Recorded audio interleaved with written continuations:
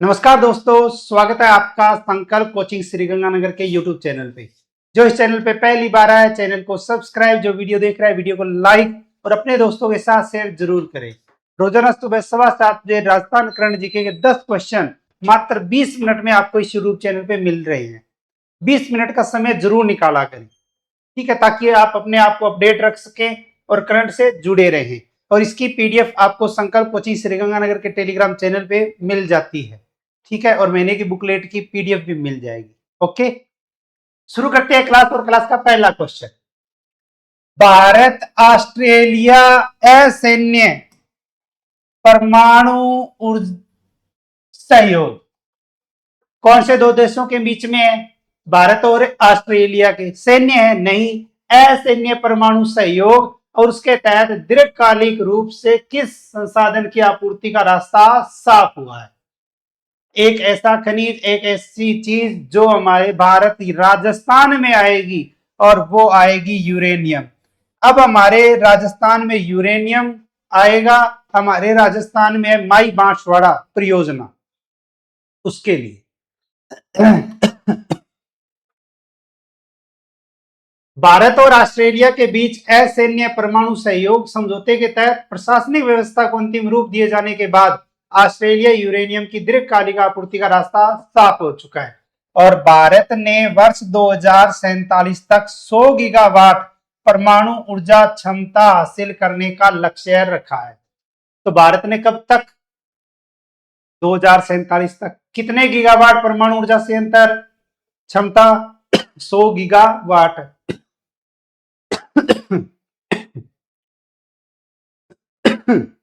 Australia के पास दुनिया के 1/3 से अधिक यूरेनियम के भंडार हैं। देश कौन सा? ऑस्ट्रेलिया। कौन से भंडार? यूरेनियम के भंडार। और राजस्थान के अंतर्गत अगर हम देखें तो माई बांसवाड़ा, और माई बांसवाड़ा में परमाणु ऊर्जा परियोजना स्थापित की जा रही है।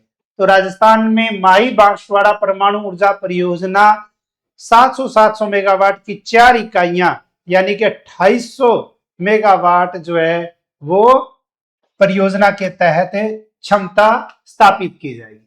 इस परियोजना में कितने मेगावाट? 700 मेगावाट क्षमता की 4 स्वदेशी प्रेशराइज्ड हेवी वाटर रिएक्टर स्थापित किए जाएंगे। कितने मेगावाट है? 700 मेगावाट। कितनी इकाइयां? 4। 7 चौके 28, यानी 2800 मेगावाट। तो हमारे राजस्थान में माई बांसवाड़ा परियोजना की कुल क्षमता कितनी? 2800 मेगावाट। माई बांसवाड़ा परियोजना देश की प्रमुख नई परमाणु ऊर्जा परियोजनाओं में शामिल है। ऑस्ट्रेलिया से मिलने वाला प्राकृतिक यूरेनियम इन स्वदेशी रिएक्टरों के लिए दीर्घकालिक ईंधन सुरक्षा में मदद करेगा। भारत की परमाणु ऊर्जा क्षमता की अगर हम बात करें तो वर्तमान में भारत की स्थापित परमाणु ऊर्जा क्षमता है 8780 मेगावाट, जिसमें देश में कुल 24 परमाणु ऊर्जा संयंत्र शामिल हैं। भारत में लगभग 13,600 मेगावाट क्षमता के 18 परमाणु रिएक्टर निर्माणाधीन हैं, जिनमें से राजस्थान में है रावत बाटा में 8वीं इकाई, तमिलनाडु में कुडनकुलम 3, 4, 5 और 6, हरियाणा गोरखपुर हरियाणा, कर्नाटक के 5 और 6, तमिलनाडु में कलपकम 500 मेगावाट। फिर आती है राजस्थान के राज्य पशु ऊंट के संरक्षण के लिए ऊंट संरक्षण कार्यक्रम एवं दूध संग्रहण केंद्र कहां बनाया जाएगा? राजस्थान का राज्य पशु ऊंट, ऊंट को राज्य पशु का दर्जा 2014 में, ऊंट वध रोग अधिनियम भी 2014 में, और राजस्थान के अंतर्गत ऊंट संरक्षण कार्यक्रम और दूध संग्रहण केंद्र अगर देखें तो कहां बनाया जाएगा? गुड्डा मलानी बाड़मेर में। कहां? गुड्डा मलानी बाड़मेर में। तो राजस्थान के राज्य पशु ऊंट, ऊंट के संरक्षण एवं ऊंट पालकों की आय बढ़ाने के लिए कृषि विश्वविद्यालय जोधपुर के द्वारा एक विशेष ऊंट संरक्षण कार्यक्रम शुरू किया गया है। किसके द्वारा शुरू किया गया है? कृषि विश्वविद्यालय जोधपुर के द्वारा। है कहां? कृषि विज्ञान केंद्र गुड्डा मल्लानी बाड़मेर के अंतर्गत। ऊंट संरक्षण कार्यक्रम एवं ऊंटनी के दूध का संग्रहण केंद्र स्थापित करना है और ऊंटों के संरक्षण को बढ़ावा देना है और साथ के साथ ऊंट पालकों की आय में वृद्धि करना इसका उद्देश्य रखा गया। सहयोगी संस्थाओं में है अपने राष्ट्रीय ऊष्ट अनुसंधान केंद्र बीकानेर, ये इंपॉर्टेंट है। इसके अलावा भारतीय कृषि अनुसंधान परिषद अट्टारी भी है, पशुपालन विभाग है, गैर सरकारी संगठन एफपीओ, कॉर्पोरेट सेक्टर एवं कृषि विज्ञान केंद्र के वैज्ञानिक भी शामिल हैं। संबंधित अधिकारी हैं कृषि विज्ञान केंद्र गुड्डा मलानी के प्रदीप पगारिया जी। नेक्स्ट, ब्रिटेन की संसद के उच्च सदन हाउस ऑफ लॉर्ड्स में किस पूर्व महाराजा का सम्मान किया गया? राजस्थान के मारवाड़ जोधपुर के एक महाराजा जिनका नाम आता है गज सिंह द्वितीय। कौन है? गज सिंह द्वितीय। बात है 13 जुलाई 2026 की। 13 जुलाई 2026 को ब्रिटेन की संसद के उच्च सदन हाउस ऑफ लॉर्ड्स में मारवाड़ यानी जोधपुर के पूर्व महाराजा गज सिंह द्वितीय का सम्मान किया गया। तो मारवाड़ जोधपुर के किस महाराजा गज सिंह द्वितीय का सम्मान कहां किया गया? ब्रिटेन की संसद के उच्च सदन हाउस ऑफ लॉर्ड्स में। यह सम्मान समारोह है लॉर्ड करन बिलीमोरिया ने India all party parliamentary group और 1928 इंस्टीट्यूट के सहयोग से आयोजित किया। कार्यक्रम में गज सिंह द्वितीय के जीवन, सार्वजनिक सेवाओं और उपलब्धियों का जश्न मनाया गया। वहां कौन शामिल हुआ? और इन पर एक पुस्तक भी है। इस अवसर पर जोधपुर की महारानी हेमलता राजे भी उपस्थित रही। अब देखो क्वेश्चन यहां से भी आ सकता है, कथन सत्य है असत्य है, ठीक है। तो महाराजा गज सिंह पे द्वितीय पे, अब उसमें यह भी पूछा जा सकता है कि कौन शामिल रहा? हेमलता राजे।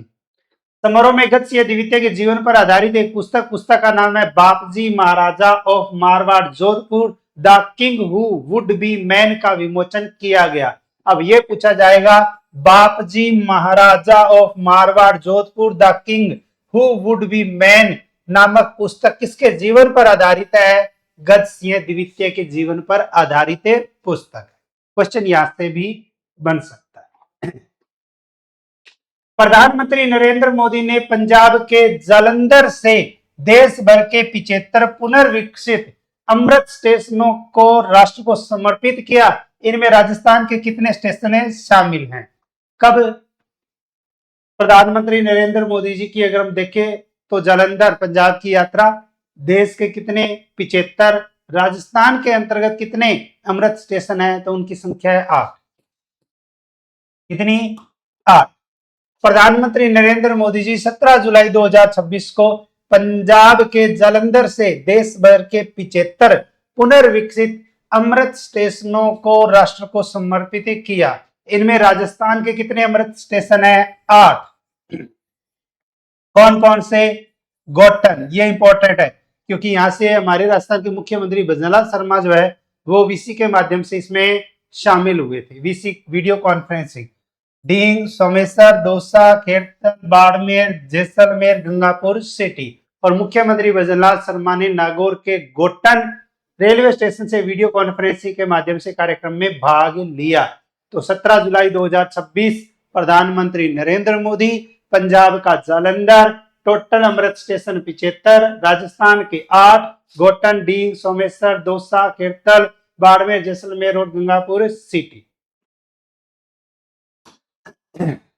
अब इसके बाद में आता है राजस्थान स्कूल शिक्षा परिषद।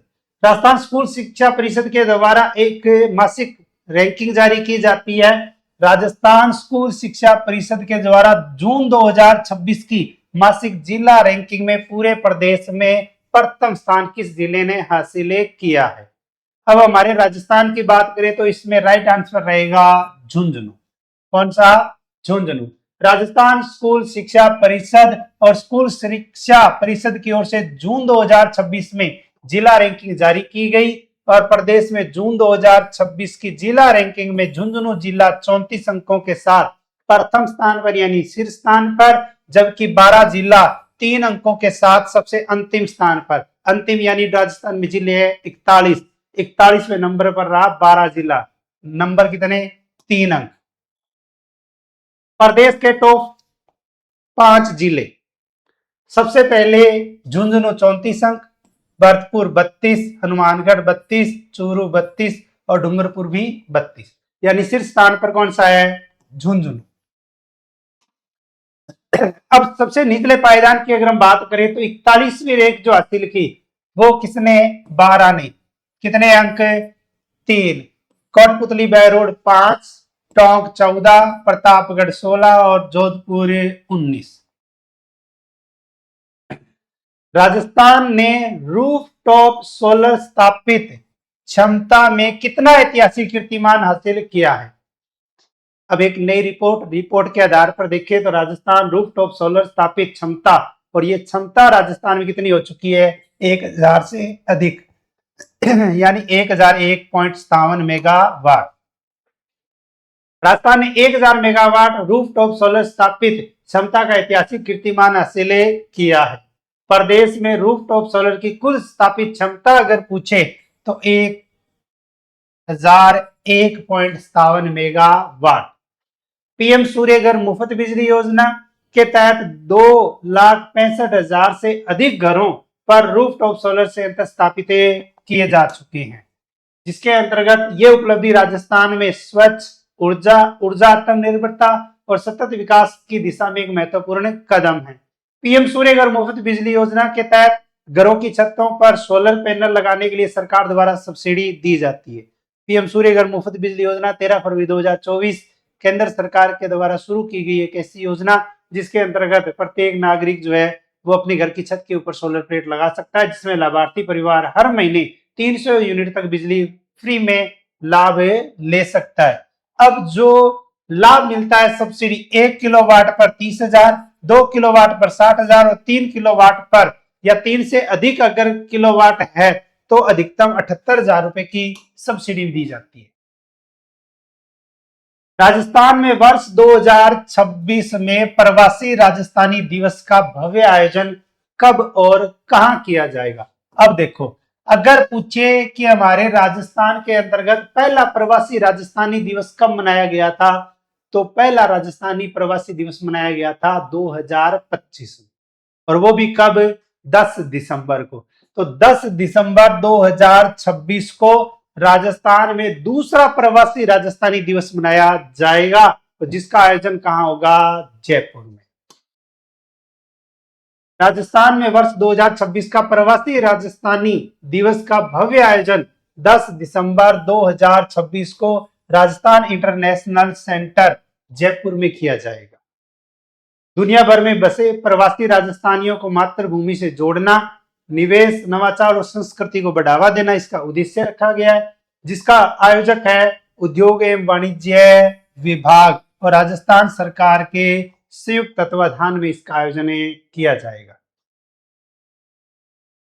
पहला प्रवासी राजस्थानी दिवस कब मनाया गया था? तो 10 दिसंबर 2025 को जयपुर के सीतापुरा स्थित Jaipur exhibition and convention centre में आयोजित किया गया था। तो पहला प्रवासी राजस्थानी दिवस 10 दिसंबर 2025। नेक्स्ट, जल जीवन मिशन 2.0 के तहत केंद्र सरकार ने राजस्थान को कितने करोड़ रुपए की केंद्रीय सहायता स्वीकृत की है? कौन सी योजना? जल जीवन मिशन 2.0, जिसके अंतर्गत 537 करोड़ रुपए की सहायता जो है वो स्वीकृत की है।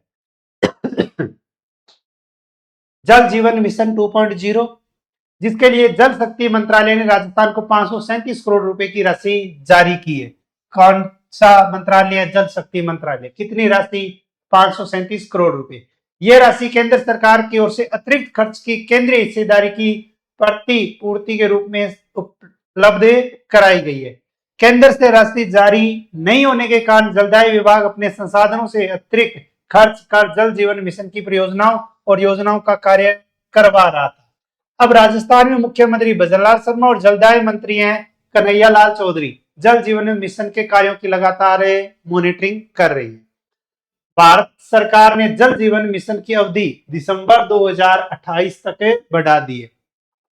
जल जीवन मिशन की अवधि कितनी है? 2028 तक। केंद्र व राज्य के खर्च का अनुपात कितना है? केंद्र व राज्य सरकार की 50% भागीदारी से संचालित की जा रही है। कौन सा मिशन है? जल जीवन मिशन। लक्ष्य है दिसंबर 2028। केंद्र व राज्य के खर्च का अनुपात 50:50।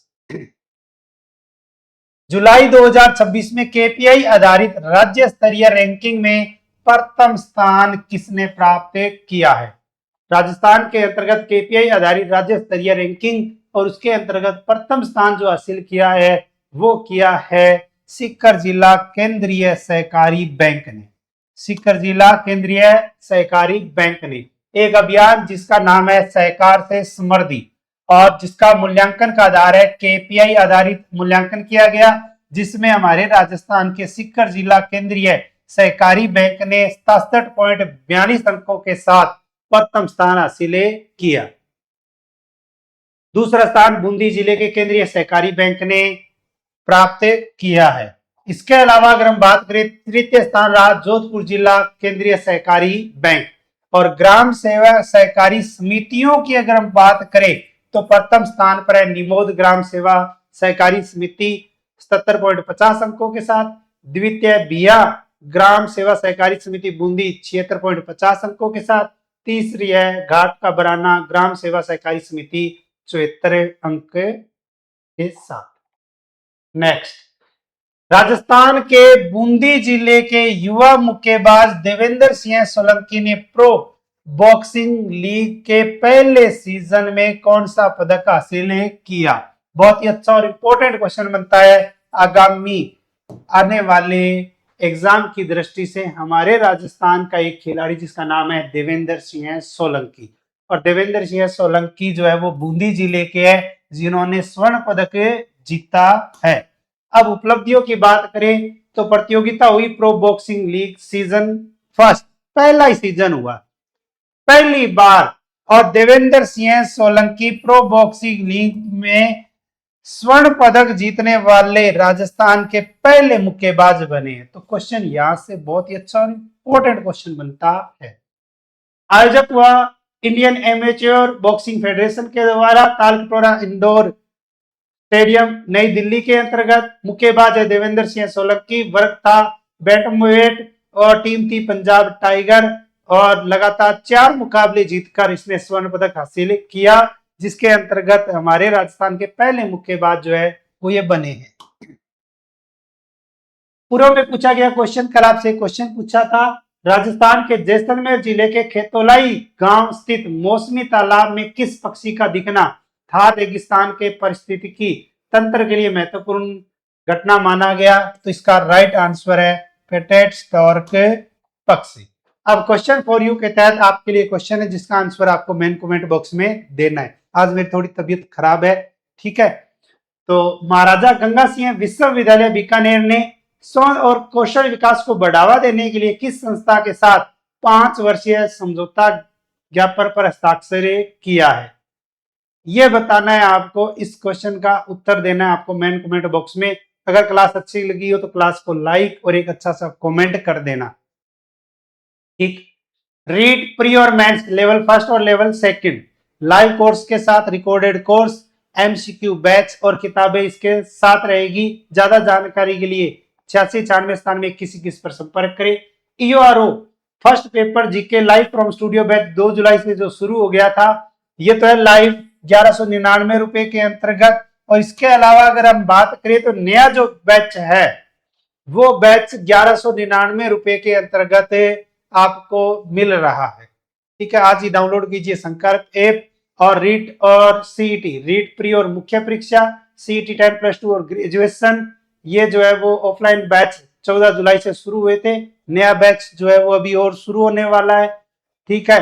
तो जुड़े रहिएगा संकल्प कोचिंग श्री गंगानगर से। ज्यादा जानकारी 98 750 76 725 पर संपर्क करें।